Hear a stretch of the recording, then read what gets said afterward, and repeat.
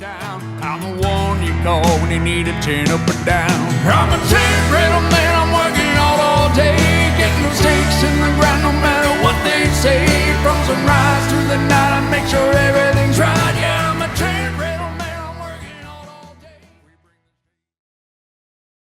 And we're back with another episode of Under the Vinyl. As always, I got my co-host Kyle. Kyle, how are you? I'm hanging in there, Nate. We're digging out in the Northeast from a first snowstorm of the year, but we're surviving. 20 degrees here. I kind of wish we had snow at this point because there's nothing to do. Can't play golf. It's too cold. Can't look at anything fun like snow. I don't know. It's just boring. Yeah, I feel bad, though. I got guys out. It's like -6 here is the wind chill. Yeah, well, you know, it pays the bills, right? Yes, it does pay the bills.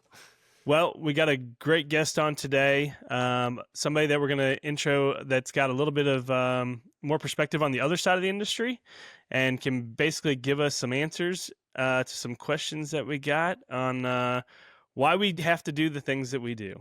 So I got Elizabeth Flake. She is the founder and creative director of Elizabeth Flake Events, a premier event and wedding planner firm based in North Carolina. She's known for her refined aesthetics, meticulous attention to detail, and elegance created celebrations that reflects each couple's personality and style.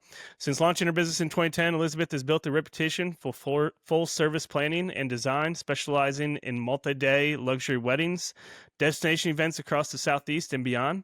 Her work has been featured in top industry publications such as Martha Stewart Weddings, and she leads a team of hospitality professionals dedicated to creating unforgettable events. Elizabeth, how you doing? I'm great. How are you? We're great. Is the weather a little bit better where you are? It is very cold here today. It got down to I think a wind chill of 1 or 2 last night, early this morning, but which is, very cold for North Carolina, but warming up a little bit today. Do you have any weddings coming up that'll get you out of the cold for a little bit? No, but I like Lord. the cold. I'm a winter girly, so I'm good with the cold. So are you from North Carolina? Born and raised, yes. Born and raised. Okay, so yeah, you like the different weather conditions. See, I'm from Indiana, and I was trying to get out of it, so I didn't have to deal with all the snow, and now I kind of miss it a little bit.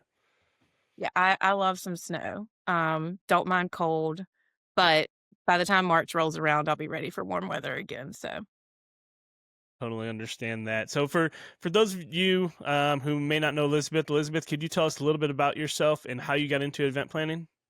absolutely. So it's the cliche. Always was a planner growing up. Just always drawn to hospitality. My mom and my aunt had a little small side business, a catering business, and I would always volunteer to help. And then I just loved going to their events and looking at what colors the bride and groom chose for their palette, or what the bridesmaids were wearing, or if there was an issue, how to problem solve. And very average 10-year-old behavior, going with mom to work. And just over the years, always was, planning my own parties. I became senior class president in high school because I wanted to plan the reunion, and also I wanted to pick out the graduation invitation. So there were all these things throughout the years but back then wedding planning was not really a thing. I used to watch David Tutera's Platinum Weddings TV show, and it was all $1 million weddings and up. And I knew that I was drawn to the event world and wanted to be a planner, but everyone laughed at that.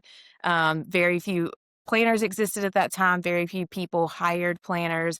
And then went to college, continued doing events on the side for friends and family and whatnot, became sorority social chair, did all those things. And then I actually officially launched my own business in February 2019. This episode of Under the Vinyl is brought to you by Anchor Industries, a fifth-generation, family-owned American manufacturer of tents and clear span structures. Anchor has spent decades engineering products that last season after season, and they're more than just your supplier. They're a partner committed to helping grow your business. And right now, Anchor's winter discount is live. Get 15% off frame, fabric, and accessories for your tents and clear spans now through January 26th. Make sure you let them know Kyle and Nate sent you. Contact your sales rep today. Call 800 544 4445 or visit anchorinc.com to learn more. And Ooh. my dream company, so there's a little correction in your intro there. So Okay.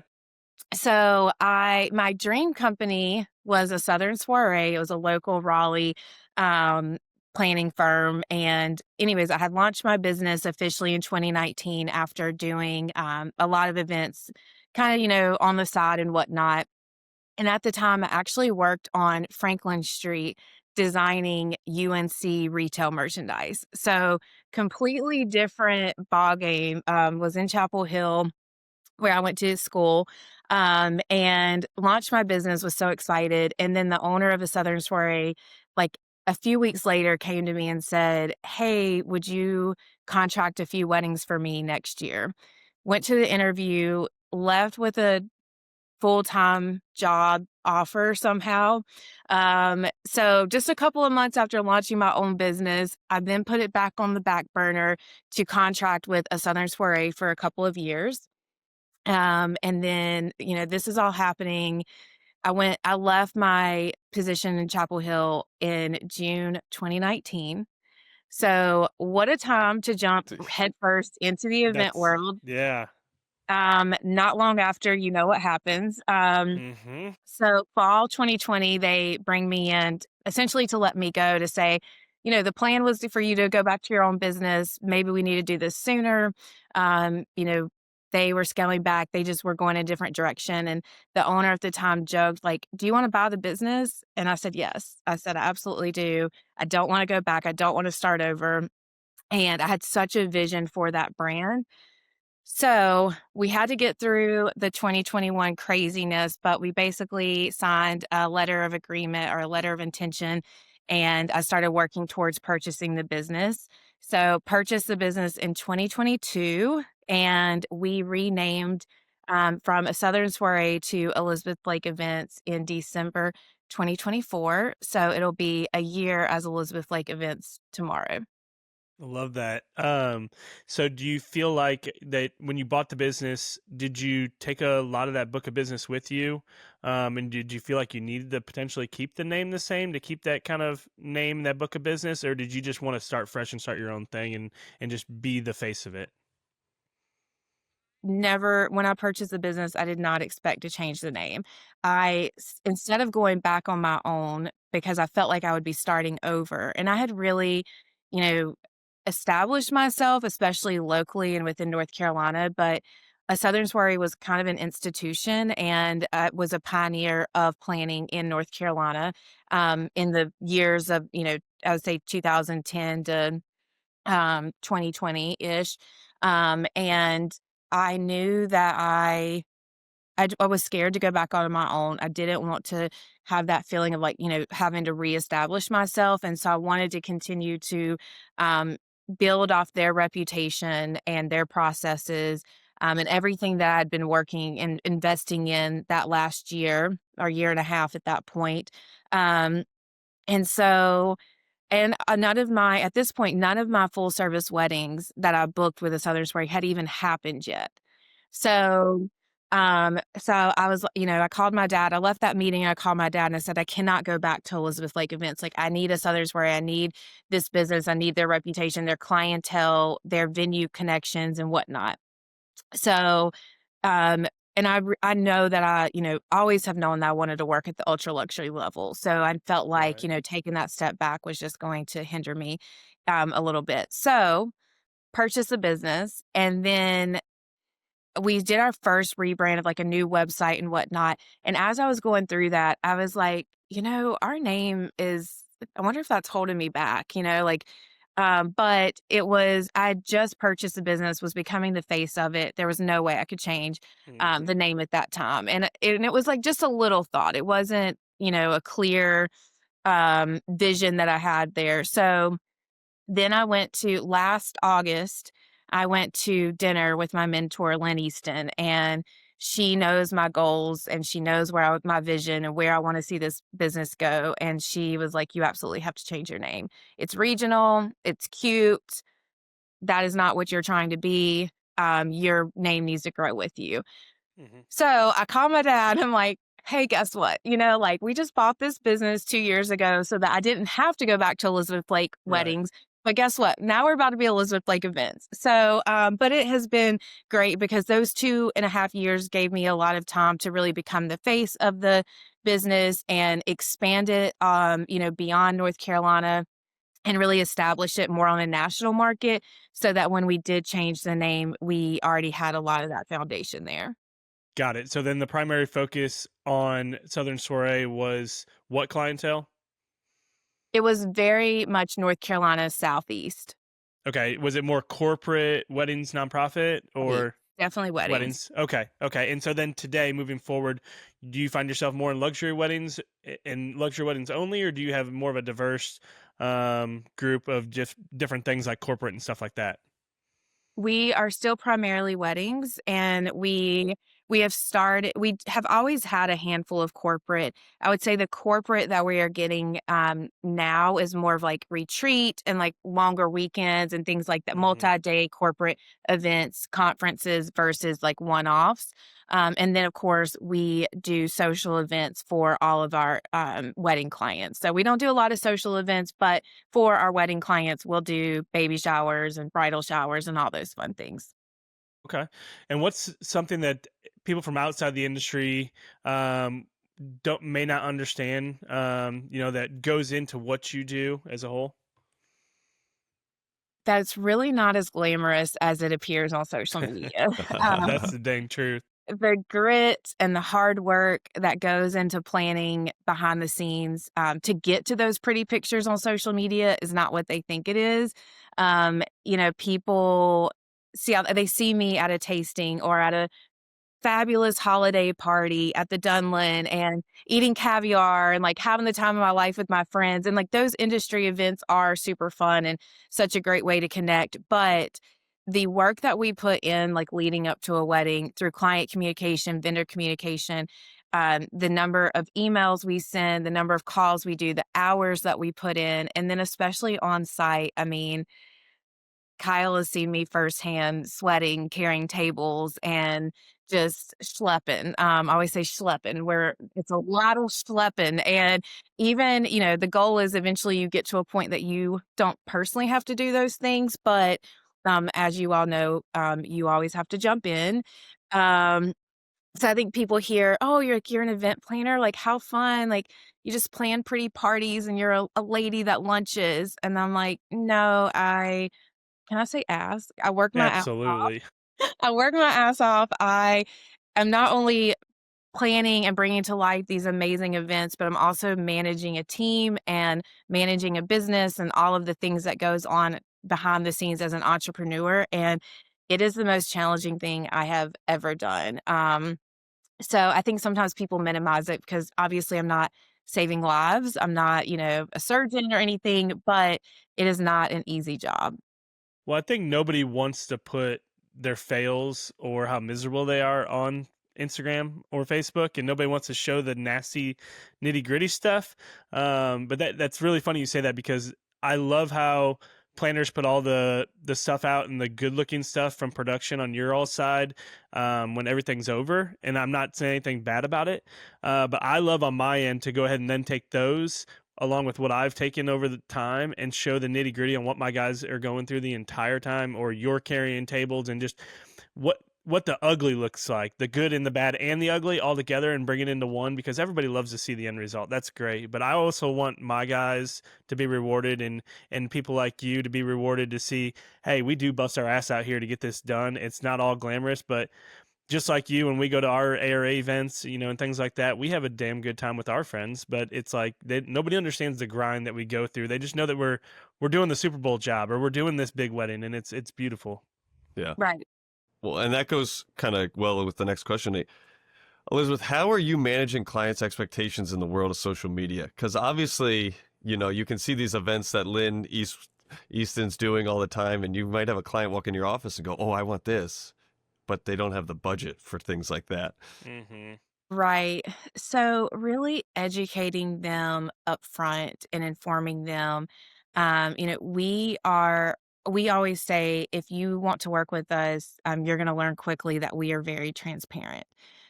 So we're taking their vision and thinking, is this realistic based on the location, the budget, what your expectations are, and really just laying it all out there of here's a sample budget for what you're asking for, or showing them a real life example of a wedding that we've done, that to say this came into approximately this budget with this guest count, so that they can really visualize how far their budget will go. And I think, and those are really hard conversations. And a lot of clients often don't want to hear that, or they think that they can do it for less. And it's funny. We always start that process. They're like, we could do it for less. And we go back and forth and we're like, okay, we are never here to push you beyond your comfort zone with your budget. But we are going to inform you and educate you. And so then we start the process, and by the end of the process, almost I'd say 9 times out of 10, they end up spending exactly the range that we told them they were going to be in, because we knew upfront that what they wanted was the expectations that they had would not fit in that budget range that they were trying to stay in. And that's, a lot. There are clients that have a little bit tighter budgets, and they do end up, scaling back. But for those that really end up going for what they want, they end up spending exactly what we had Yeah. budgeted for in the beginning. They need to trust the professionals. Yes. And Never. oh my gosh, the bane of my existence right now. It's a beautiful tool, but also artificial intelligence. Cannot tell you how many conversations I've had recently where someone was like, "Well, ChatGPT told me that my average guest RSVP amount would be this," or "ChatGPT told me," and I'm like, "Wonderful! There are some great resources on ChatGPT, but also I do this every single day, and I'm telling you that that was incorrect." Like, It's so also that younger generation that has relied so heavy. Don't get me wrong, like I'm of a certain generation that relies on technology, but this next generation is relying so heavy on technology. My babysitter, even the other day, she was like, I was helping her move some stuff from the storage unit, and she was like, "Well, where do I need to turn the key in?" And I was like, "Well, just go over to that office." And she was like, "Let me ask AI real quick where I need to turn it in." I was like, "Well, the hell? Like, do you guys not communicate? Like, does this? It's so weird." we're even seeing it from like the older generation now too, though, that parents are chat GPTing their questions, and then when they ask us I if can see our that. answer doesn't match AI, they, are questioning us. So Hmm. that's been difficult. And a conversation across the board right now with vendors is that client expectations are the hardest part of all of our jobs right now, is managing client expectations, because it's not just with the budget conversation. Like, it is really hard to go to someone and say, $200,000 is not enough money. That's a massive amount of money. And can you have a wedding for less than $200,000? Yes, but we can't have that specific wedding you're describing to me for that. But beyond budget, we are living in an age of Amazon and constant updates. So you place an order and you get notified when it's shipped. You get notified when it's on the truck or out, and it's 10 out for delivery. It's 10 stops away. Now you've got a notification and a picture that it's on your doorstep. So turnaround time and response time has been really difficult to manage as well. Just clients expecting instantaneous responses, whereas we are Hmm. a bunch of small businesses with real human beings. And sometimes to get you an answer, I need to talk to 2 to 3 to 4 other people, and I want to come back to you with the most thorough information. And sometimes that takes time. So also we're seeing, just a struggle with clients understanding communication and response time as well. Okay, I have a question about that. So obviously you have multiple events booked. Let's just use 2026 as an example. Is there a plan or formula for when you're working on certain events? I mean, we're always working on all of our events simultaneously. So we have planning timelines of what should be happening when with each wedding, and working off of that. Sometimes, that's a little bit fluid depending on certain events, or, hiccups if we're waiting for a site visit to happen or something. So having those timelines in place, and we do present those to clients in the beginning of the process, so they'll know when we're going to be working on what. But like, as you know, in the fall, we have that's our busiest season. So there's a lot of really important things due for several events at the same time. And that is tricky sometimes. And like going back to managing those expectations of trying to explain, like, hey, we are 2 weeks out from this client's wedding. I really need to prioritize their escort Yeah. cards over Hmm. your like random transportation question for a wedding 18 months away. So really like, not saying this is not my priority, but trying to figure that out because, there are times that we cannot physically do it all at one time or get every response within 24 hours. Yeah, exactly. Yeah, that's funny. I was wondering that as well on how far out. If you have a wedding that's going to be 12, 18 months out, are you working on it 12, 18 months out? Or are you kind of like putting a prioritizing by what's coming up? Or are you just the hell with it? Whatever I feel like working on today is what I'm going to work on. That would be a great way to go about things from my mental health, but unfortunately, Yeah. that's not the real world. So, yes, if we have a wedding 12, I mean, we are currently working on booking vendors for weddings in spring of 2027. But it's just different types of tasks that are coming up at different times. And then, for some of those that book super far out, we do take a little bit of a pause on a lot of those tasks because we do not start working on any design until 12 months out or less. Now, is Okay. there a reason for that? Yes. They are going to who you are right now in December 2025. Your preferences are going to change by December 2026. You are going to see I mean, there's just such an overload of resources now with social media. So you're going to see lots of weddings. You're going to see new inspiration and trends are going to change between now and then. So, for instance, our spring 2027 weddings, we will start planning are designing in summer of 2026 6. because then they can see all the spring weddings of 2026 and review that, that vision that they have, look at their inspiration pictures, see if their priorities and preferences have changed, see how trends have changed, see how some things have gotten so played out that like right now you're really excited about it, but by the, next spring you're going to be tired of it. So we find that if we do design too far out, we end up changing a lot of stuff. Okay, that makes a lot of sense.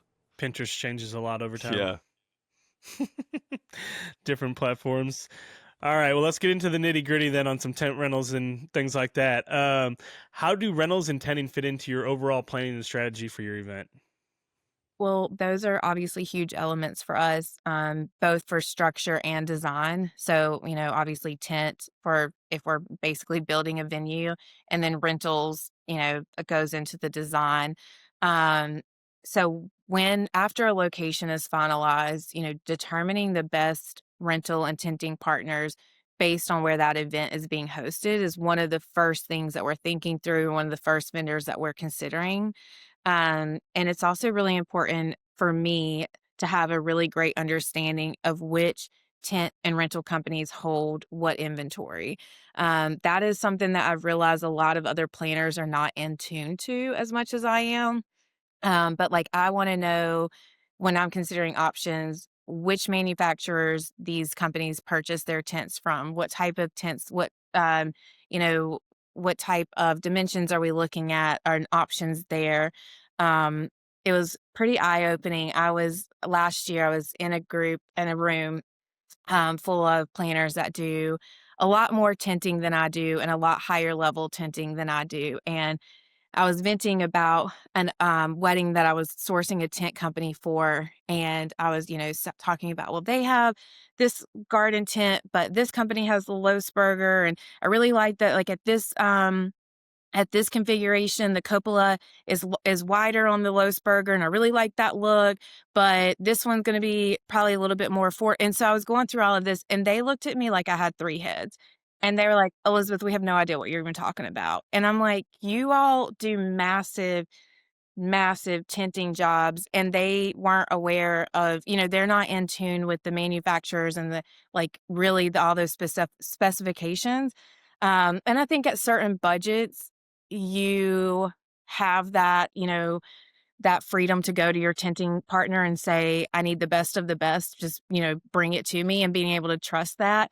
And while we have great budgets, I don't have unlimited budgets Hmm. yet. So I need to know what I'm selling my client to be able to tell them the differences. Um, and not all tents are created equal. I always joke that there are Say it Saks. louder. I always say that there are Saks tents, there are Amazon tents, and there are Temu tents. And I want to be able to go to my client and say, here are the differences in the quality and how, this, configuration changes based on XYZ. So for me, it's really, really important to know, what is the quality of their tent and whatnot. And, having a pulse on all of that. And also with just rentals in general outside of tenting. So knowing, who has what chairs and tabletop items and what their quality is and whatnot. Well, I think that's tough for us because we always try to pitch that to the planner, as far as what that not all structures are created equal and everything is different, but not everybody understands that. And I think that's really funny that you say that they didn't all know, because it's true. It's like I could tell so many planners and they have no idea, but they know that it's a structure.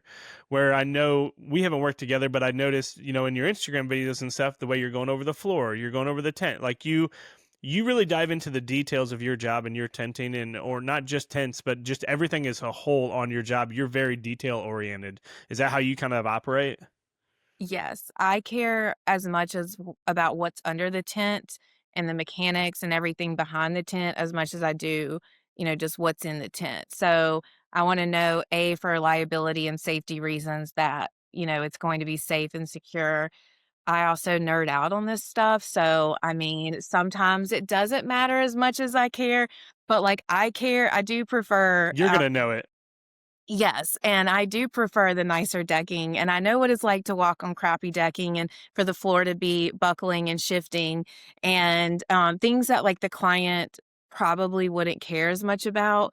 They don't care about it until they do. Until they're walking and their floor is buckling, they, don't care. But making sure, seeing, if I'm looking at a tenting partner, I'm going to see how they, are covering the bottom of the decking and what their options are there and what their marquees look like. So I am very much involved in that and how HVAC is run. I love the process of a tent build, and I love getting into like all of those details as well. And I think that to consider yourself a true tenting expert as a planner, you need to know all of that stuff as well and not just rely on your tent partners to handle that, especially because I've had people say crazy things to me and then realize that was entirely false. And you're not going to have me out here looking crazy and stupid. So I'm going to make sure that I'm coming correct, and I'm going to ask 5,000 questions. Kyle can attest to this. I will ask you 5,000 questions because I want to know and I want to be an expert. But if you work with me in the future, that's just going to pay off because I'm going to make your job easier. You're going to have to spend less time selling to the client, less time explaining, because I can handle all that for you and I can help you, whether it's upsell or whatnot, to the client, because I know what you're talking about because we've been through it together. So it is definitely good for like a long-standing partnership if you can be patient with me through all those Yeah. questions. Well, it's one of those things where, like, you are on the tent company side. I just did an event and I was telling Nate about it. I got beat up on price by the client going through the whole estimating process. And then I was at the event over the weekend and I found out what the budget was for the AV and the production. And I was like, Nate, what? Like, I don't understand how these people can charge so much money. And he goes, well, Kyle, everyone wants the cheapest house, but they don't care what the granite countertops inside are like. They Whereas, they want all the fixtures. Everybody, yeah, I mean, that's that's my wife does not care what the house is going to be built of. She knows what she wants it to look like, and she knows what she wants the interior to look like, and that's where the money gets spent. I mean, that's where budgets go out the window. Is everything on the inside to dress it up, and I get that, and I totally understand. But whereas you understand tents, so you're not looking at, yes, you obviously budget comes into play, but you understand what goes into it, of why we have to charge what we have to charge, Elizabeth. And you've seen it, you've felt it, you've touched it, you've experienced it. So you're not beating up every tent vendor saying, oh, I want the lowest price, I want the lowest price, because you understand what that gets you. Absolutely. And we just did like a little Instagram thing about like where to spend your budget. And one of my slides said, invest in the nicer tent. The nicer your tent is, the less you have to doctor it up and the less you have to cover. It's like putting lipstick on a pig. If your tent is I say that every day. if your tent is crappy, you're gonna have to do more to cover it up. And also, if I hear one more time, in the last 6 months, the number of times I've heard, "We're just gonna go into the tent business. We're gonna have to go in the tent business." I'm like, "No, you don't Always. want to." Like, you have no idea, like, how low their profit margins actually are, how like, just so hard that they work. I said, "Sit outside on a tent build for 1 day," not even a day, a few hours. I guarantee you will never want to own a tent company. Just like I admire so much how hard they work and, just the long days and, Hmm. it's a lot, and I'm like, they're really not making the amount of money that you think that they are. Otherwise, everyone would be in the tent business, so there's that. But not every planner is like you, and they will run our guys in the ground and treat them like they are nothing. And so, I but then we have planners that we work with and we've worked with forever that take us all over the country, or that we work solely with in certain areas. So what makes a great rental company or tent company great to work with for you? What stands out the most? Saying being a team player, I know that's cliche, but it's the truth. I really need my rental and my tenting partners to over communicate, assume nothing, never assume anything. Um, I once had or recently had someone tell me in the industry of venue tell me, you just like don't like to be told no. I'm like, "That is not true." I mean, it's totally true, but my huge Yeah, piece of advice for tent companies or a rental company is not to tell me no. And what I mean by this is I need to know that before you say no, that you're exploring every option. You're approaching my request with a solution-oriented approach, that, you are really analyzing what I'm asking for and seeing if we can make it work. And if that answer is still no, I need a no because, and I need you to educate me on that and help me understand why it truly can't happen, or a no but where you can help me come up with an alternative solution. But like one of the quickest ways to like turn me off as a partner is just to say no and not explain why, and to not lead expectations. with honesty. Like, if the answer is, "We just don't have that inventory to make that configuration," or, "We're not able to do it because of X, Y," also just tell me that, you know? Don't Right. make something up or tell me it's not possible when it really may be just not for your company. And I think, partners have to understand that I'm representing a client in their best interest, and I need to understand the entire story. I need to know the full scope of everything so I can relay information to them, because they're gonna ask us to push back, and I need to be, as informed as possible. Um, the other thing I would say is, and I touched on this earlier, is just really bear with me on the build out. I am gonna be there. I'm also one of those planners that I am there from day one of tent setup. I will be there all day, every day. One, because I'm like, if you have to be out here, I should be out here with you. And two, I absolutely want to micromanage everything. Beyond just being, like, totally obsessed with the process and just really into it, and I enjoy watching that process, I want to be there to ask a bunch of questions so that I can continue educating myself. And you mentioned that some of your planners run your guys into the ground. I will ask a lot of my vendors, I really will, but Mhm. I'm also, as you noted, I'm going to go to bat for you, and I'm going to have your back as well, and I'm going to try to give you as much business as possible if you take care of me as well. Um, but some of those little, like, nitpicky things, I would much rather have those conversations and do it while the tent is going up than to come back the day before the event or the day of with a concern or something that maybe I should have brought up, and now we're in a time crunch and it can't be changed.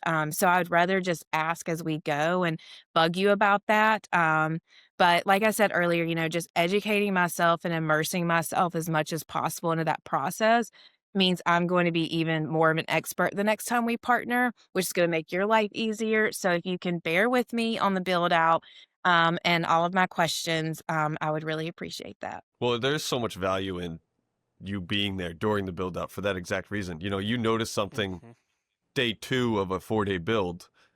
Well, we can fix it then if it's something you don't like, or we can explain to you why it has to be that way. Whereas if you showed up on Thursday or Friday for a Saturday wedding, well, our chance of being able to fix something, like you said, is very slim, or we might not be able to at that point only because of the way everything's constructed. So there's so much value in being there the entire time the crew is working. But I also feel like there's two ways to think about that. Is one, it's not about telling you no. It's setting the expectation with you up front and saying, hey, this is what's going to happen. If we do this, this is what happens if we do this. So giving you the option, but setting the expectation up front. It's not about, we don't want to say no. We say yes to everything, Kyle. I mean, you know that. I mean, everything that we do, it's like, we'll make it happen. We don't know how we're going to make it happen, but we will make it happen. But I it's hate the setting word that yes, yeah, but it's setting the expectation up front to be like, if it doesn't work to how you want it, I'm just telling you, like, this is what I think will happen, and I think you understand that. I mean, working with somebody like Lynn Easton and being mentored by somebody like her, she does not like to be told no. And Mhm. she wants the expectation, and she's going to tell you how she wants it. But given those different options is great, but also I think having you on site is fantastic, but also, you got to trust us, we got to trust you, and if you set that expectation and we outline everything up front and say this is what it's going to be, having you on site is great to be there so you can see what we're going through and what we have to do to make changes, but also giving us the ability to kind of do our thing and letting us work while you watch. And if you have a question, you can ask about it, but not saying, well, what are you doing there? Why are you doing that? That's not going to work. Just trusting in us, because I think the valued partnership is the trust, right? Absolutely. No, totally. And also like we're all humans and there are miscommunications. So finding, I think, being there on site earlier in the process, you can kind of figure out, or if there is a miscommunication or you're on a different page about something, figuring that out then and earlier in the week Hmm. versus later. But absolutely, like I want to hand it off to you and trust you, but I also, want to be there to ask those questions when it's appropriate. And also, like I said, make changes if there's something that really needs to be changed. well, it's typically you're dealing with a salesperson, and we joke that there's always this sales operations disconnect of the sales. Well, you'll go, well, the salesperson so and so told me it could be done. And I have to go, well, they've never done this before, so I don't think they realize what they just agreed to. Hey now, unless you're sales and operations, you But got to yeah, Um, watch it. that's always the hardest part, is that little office to field disconnect that happens. well, Yeah, and I joke like, don't tell me no, but like I'm saying, don't just come to me and say no without an helping me, explanation. yeah, and Yeah. or helping me explore alternatives. But also, do not over promise and under deliver. Do not be a yes person and then not be able to carry through what you've promised me. That will like definitely sever our relationship immediately. Well, because a good sales and operations person can basically say, they can. A normal salesperson may not answer their phone because now they've sold the job and now it's on the operations, and the salesperson might answer their phone. A good sales operation person sticks with you the entire time and will grind it out even if they screw it up. Um, what information do you wish planners always had before calling a tent or rental partner? Ooh, this one. Um, every tent and rental company needs a solid website. So I need to be able to see like what your inventory is and how like the type or level of events that you do. But I'll be honest with you, I have never called a rental or a tent partner without vetting them through other planners and other industry friends first. So I'm going to do my research before I even contact you.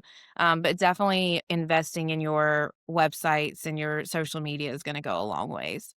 That's what I was gonna say. Do you feel like it's going more towards the social media side heavily and not so much the website? Does the website still affect it, or I think the website is still strong, especially with tenting, because a lot of times we see, especially if you're a tent company that offers other rentals, like if you're tagged in something, it might not be clear what you have contributed to that event. So making it either very clear in your social media, but I do think it is really valuable for a rental and tent company to have a solid, informative website. What is something that you think clients don't realize is a big budget driver? Obviously, venue and tinting in general. I just think clients don't understand that when you are tinting, you're essentially building that venue. So for us, it's definitely the venue and what are we going to have to do to this venue to bring it to your vision?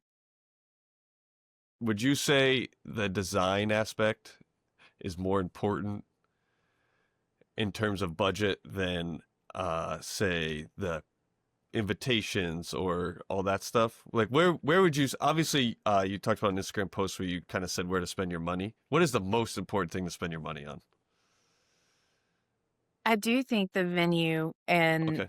the tinting because that is your structure. That is the foundation of your event. So again, if you're booking a venue that is completely opposite your style or what you're going for, again, like how much are we going to have to invest to cover it up or transform it if budget is a concern? And also with a lot of times with venue comes food and beverage and the quality of food and beverage and the quality of your planning experience in general. It's funny that you said invitations versus design as if there's no design in invitations, but it really comes down to every client. And we ask, we go through a lengthy process at the beginning of saying, what are your priorities? Like when it comes to design, do you care about really elaborate invitations? Or are you a flower maximalist? Or are you more into lighting? And giving them our recommendations based on their style and venue and budget, but then allowing them to, really give us feedback and then taking their priorities and preferences and then allocating the budget from there. Do you Okay, ever I have to? have a I have hang on. I've been wondering this for a while and I figured I'm just going to ask it. How in the world do you get them to pay so much money for flowers that just get thrown out, but they don't want to pay for something like glass walls that go around there, but they want the glass walls, but they don't want to pay for the glass wall, but they'll throw the flowers out. Nate, are you a little upset about a recent job? No, no, no, no, no. I'm not upset about a recent job. I've just always wondered this because I get constantly beat up on glass or vinyl walls. Everybody wants glass, but they can't afford glass, so we have to go vinyl, right? But they will pay $20,000 plus for flowers that they're just going to throw away. And I get it; it's the look, it's the design, and everything else. But run me through that. I would choose glass walls over vinyl, but sometimes with clients, they just don't prioritize that or get it.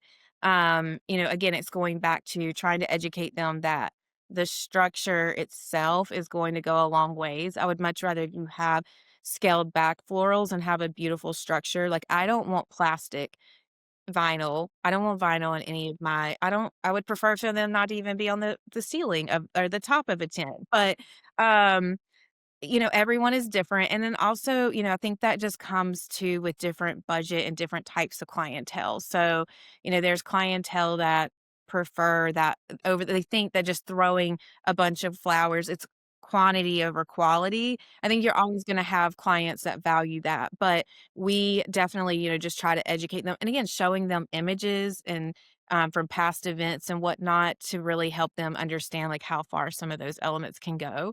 But I would like to remind you that florals, yes, they are not going to live forever. They could be thrown out at the end of the night, but they are also supporting a bunch of farmers and small businesses as well. Yeah.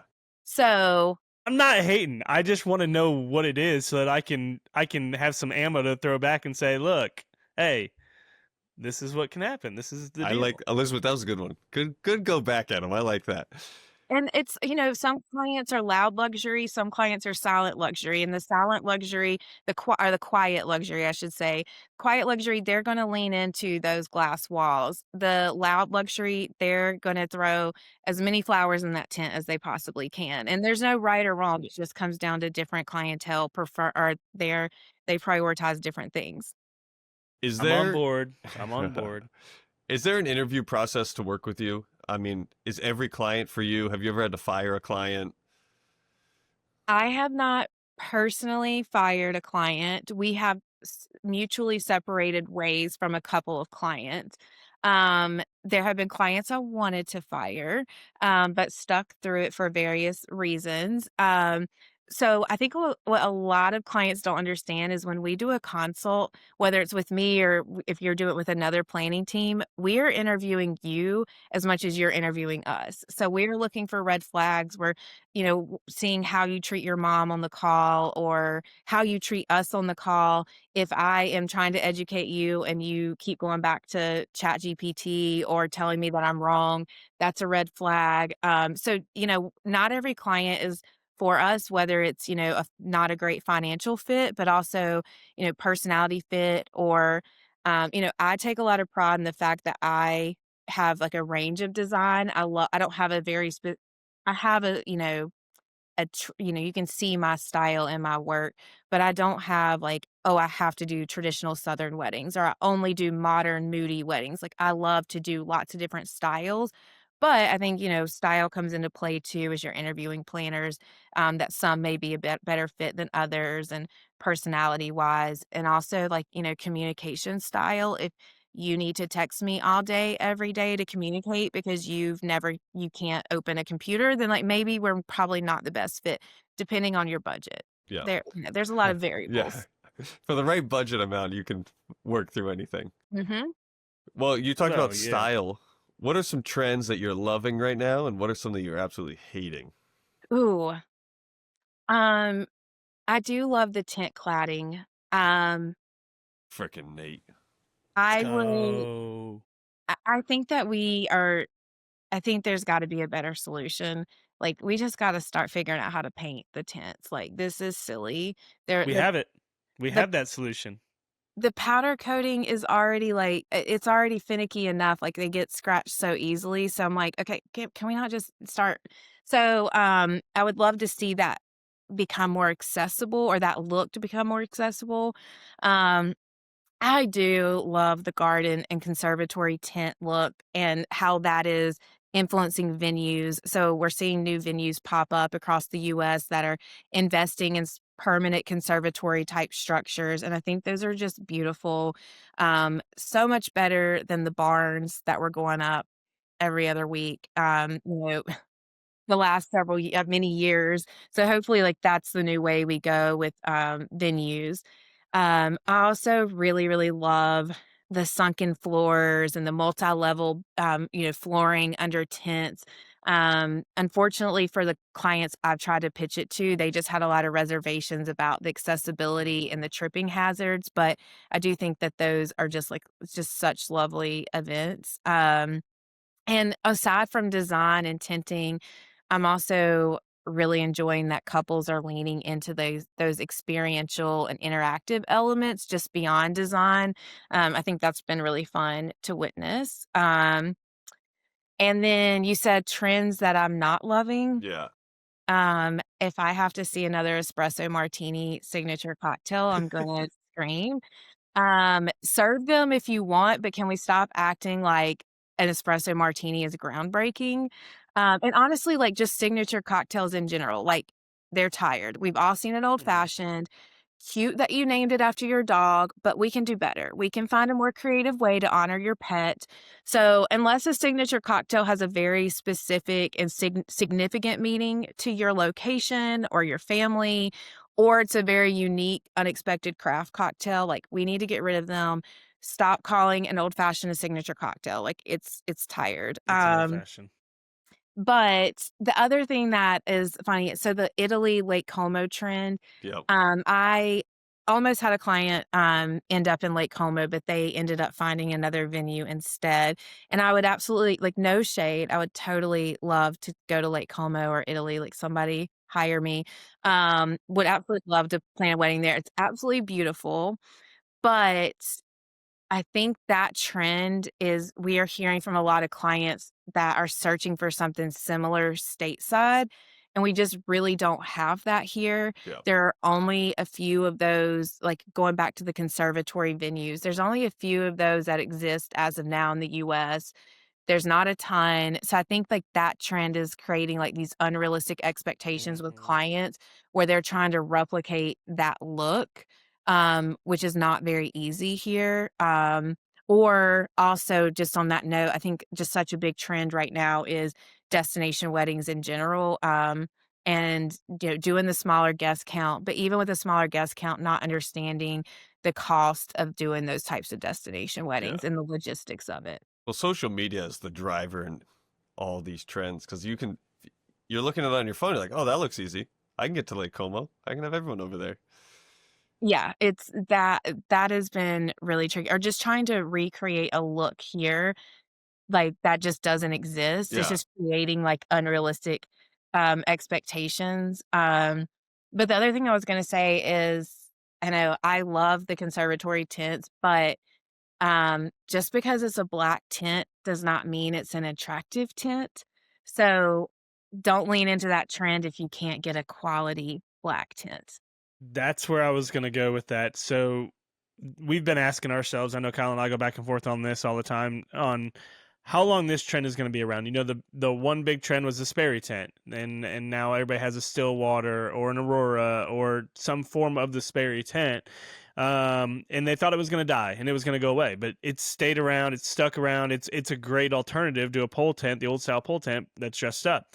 Now everybody jumped to this garden tent. Now there's at least 6 to 7 different variations of it at this point. Do you see this trend staying around just from a planner standpoint because of this style, or is it something that's probably going to be like a 4 to 5 year and it's going to bounce? I mean, obviously there's going to be something new. We know there's got to always be something new and different to keep the industry driving forward. But do you feel like this one specifically stays around, or has it run its course currently already?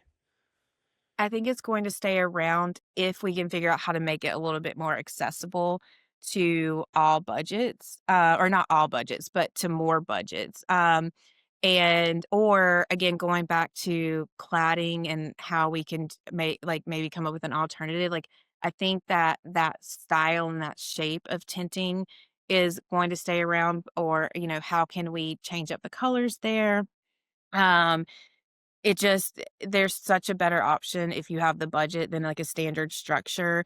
And, I mean, every call that we're doing, like, ideally, that is what they want right now. And Yeah. so I definitely think it's going to be around, and I think it is going to influence a lot more of those conservatory style venues that are, like, the permanent structures.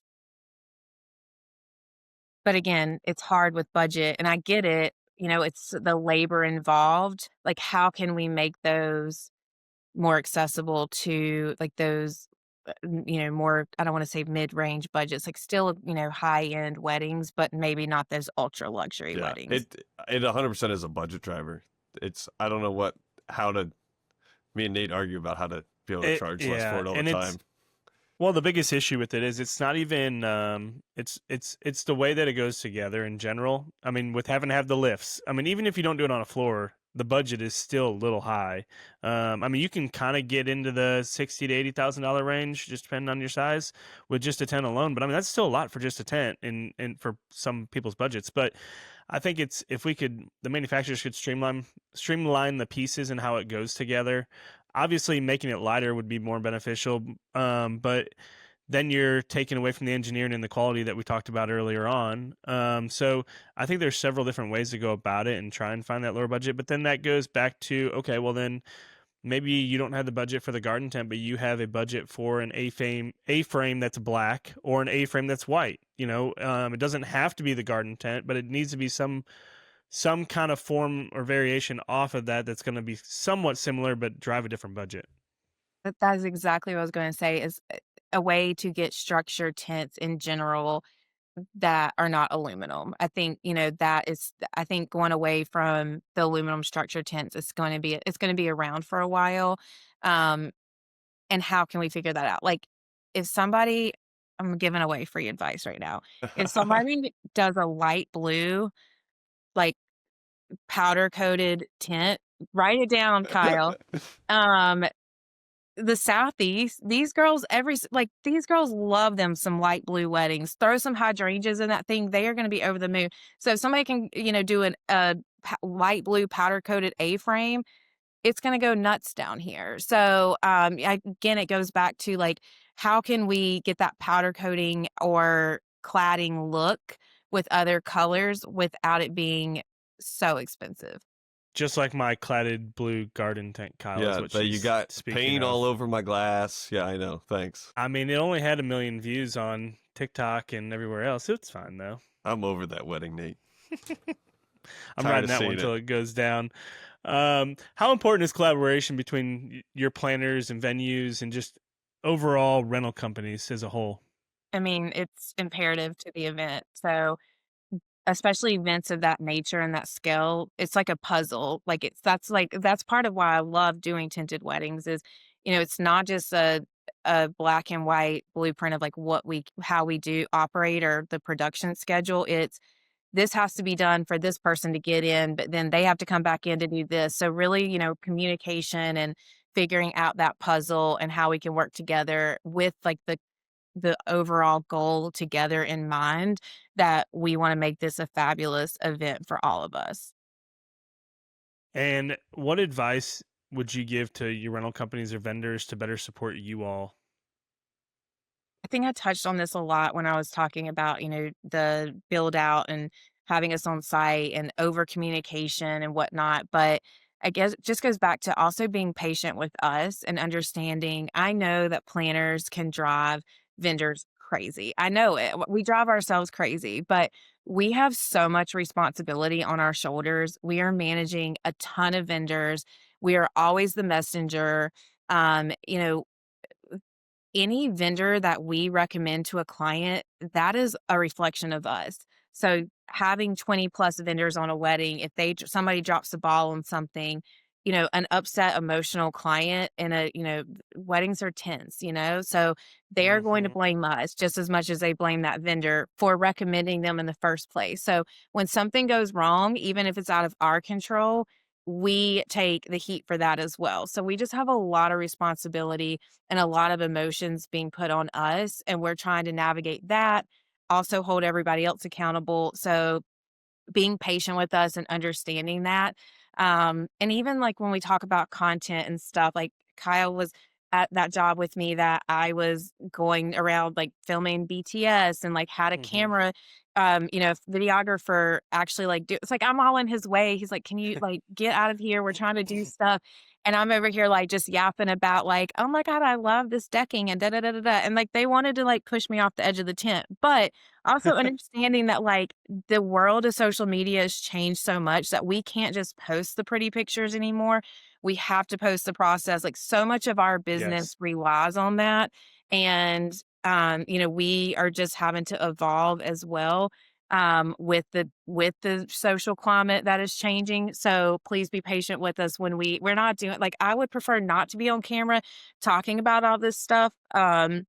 It's not necessarily fun to be, putting yourself out there and trying to do all this just to like make sure you stay relevant, but it is so necessary. So like please don't think that like we're all some of us are full of ourselves, but we're not all that full of ourselves. We're just doing it because we got to stay atop of this marketing. Yeah. What's But when the something? people, but when the people see the rental companies see you do that type of stuff, it brings joy to them. When our people or our guys see you out there talking about the flooring and the tending and being educated on the different products or asking the questions about the different products, that brings joy to us because it's like you actually care.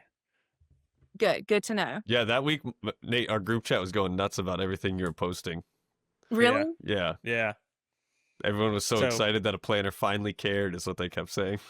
Oh, correct. good, good. Yeah, No, I was really excited to put that out there, and I think, like, the difference in that content that I was putting out and what a lot of other planners put out for their BTS is, again, talking about everything under the tent and, like, what's going into the build and, like, the equipment being brought in, like, this is why it costs this, like, we have to bring in a crane to lift these, hmm, so I think that it helps educate the client, but I just really enjoy that part of the process, so I feel like that's kinda, like, what sets me apart from a lot of the other tinting experts, or tinting planners. Yeah.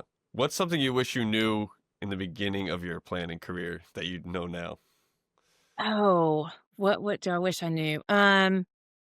I wish that when I was getting into the industry, it was really hard for me to get like I was, as I said earlier, I was doing things on the side. It was really hard for me to officially get into the industry. I wish I would have known that you can enter in other sectors of industry other than what you're trying to eventually get into. So, had I like worked for a catering company or a venue or something like that, and I was just very short-sighted in that I was just trying to work for planners. So I wish I knew that.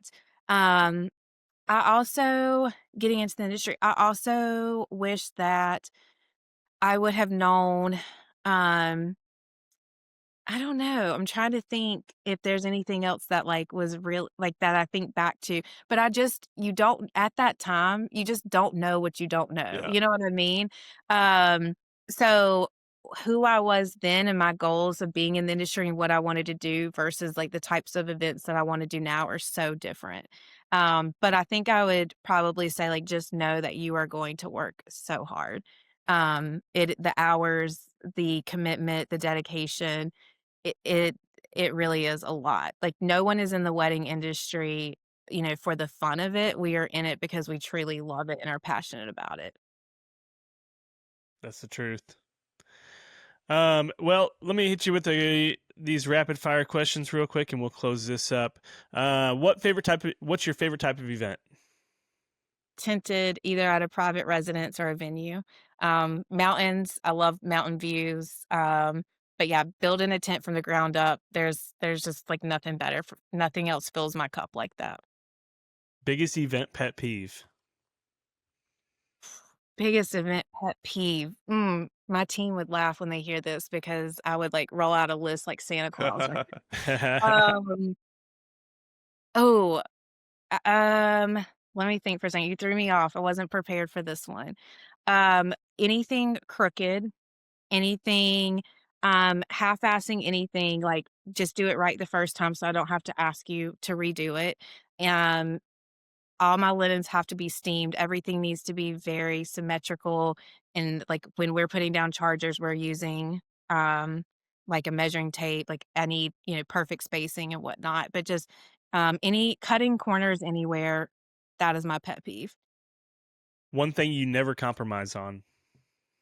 Ooh, gosh. You didn't give me these beforehand. No, Nope, these are rapid fire. I can't give them to you. something I don't compromise.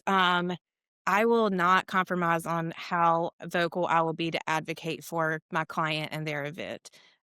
So I will push for what we need and ultimately, what they're paying for, and what's been promised. So, um, I have very, very high standards of excellence, and I ask a lot of my vendors, and I expect them to adhere to those. But like I said, that partnership I will try to be as loyal as possible to you, if you can pour into me as well. Indoor or outdoor events? Outdoor Coffee or energy drinks during peak season? coffee. All right. Well, if you want to let people know, where can we find you on social media? We are on Instagram at Elizabeth Flake Events. Perfect. Well, Elizabeth, it's been great having you on. I really appreciate the time today. Just giving us all on this side of the business a little bit more look into your all's side and your brain and what you guys have for us. And so, just taking a lot of notes from this at the same time and just different things that we can work on to help you guys in the good partnership overall. So, yeah, just appreciate you coming on and taking the time today. Thank you. It was so fun. Hope to do it again. Absolutely. Love to. Well, check Elizabeth out on Instagram and Kyle. Another great episode today. So with that, we'll close this out, and this has been another episode of Under the Vinyl, a rental management media podcast.